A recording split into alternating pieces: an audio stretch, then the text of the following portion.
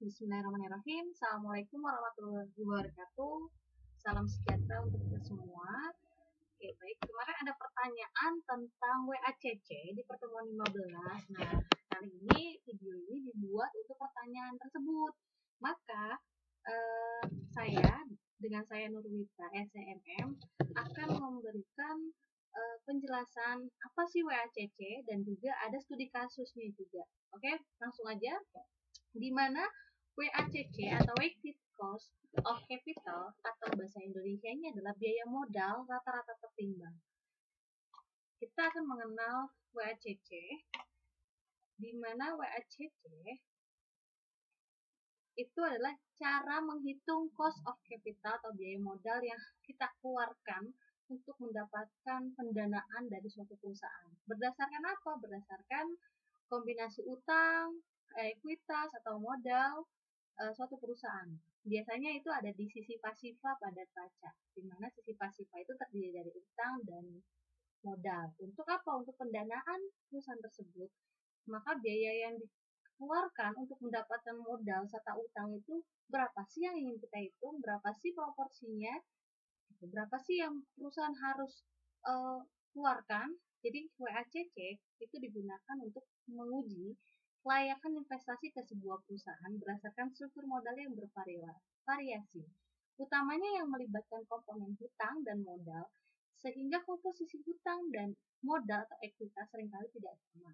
Beberapa perusahaan mungkin memiliki hutang lebih dari ekuitas atau sebaliknya, gitu ya.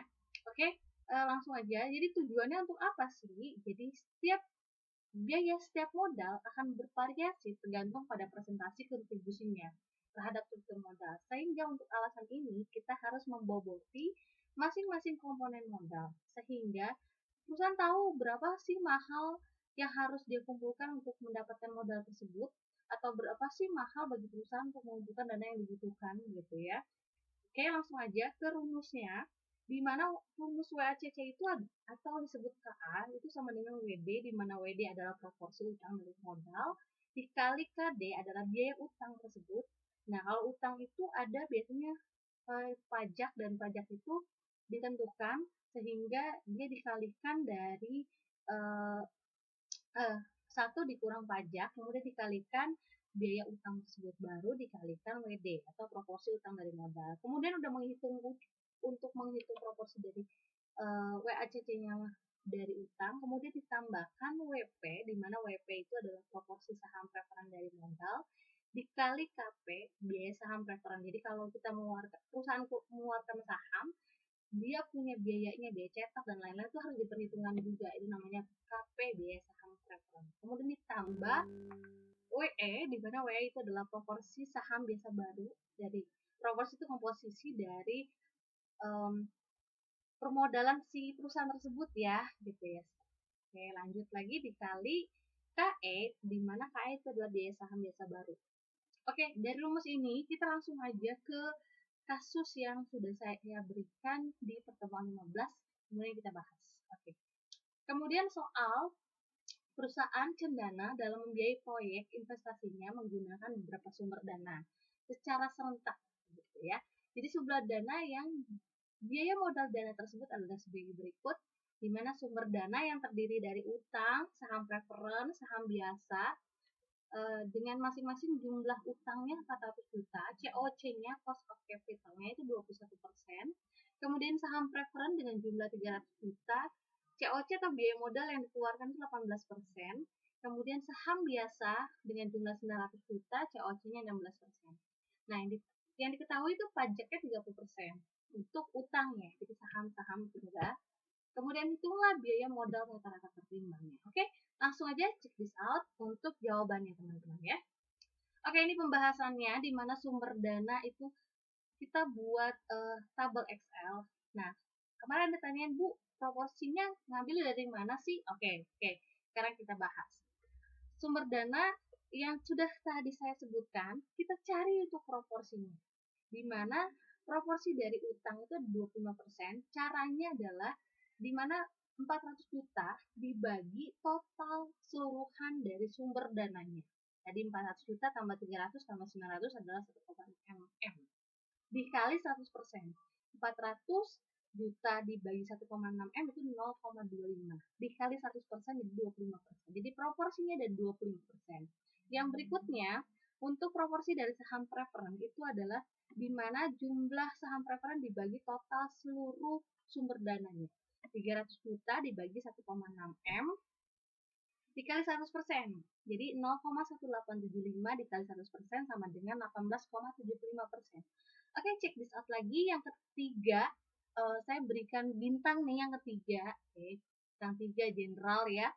900 juta di mana total saham biasa dibagi total sumber dana keseluruhan yang 1,6 M dikali 100%. Jadi hasilnya 0,5625 dikali 100%. Jadi sekitar 56,25%. Nah, oke. Kemudian total modal proporsinya ditambahkan itu harus berjumlah 100%, di mana 25% ditambah 18,75% ditambah 56,25% itu totalnya jadi 100. Itu adalah proporsi dari masing-masing sumber dana PT Cendana tersebut. Kemudian kita nanyain apa sih? Nanyain WACC. Di mana WACC rumusnya tadi sudah dapat WD dikali KD dikali 1 kurang pajak T-nya tutup kurung ditambah WP kali KP tambah WE kali KE. Oke, kemudian kita bahas ya. Untuk kita kerjakan apa dulu sih? Tadi sudah dapat pajak yang digunakan adalah yang dibebankan adalah 30%. Maka T-nya diganti 0,3. 30 bagi 100 ya 0,3.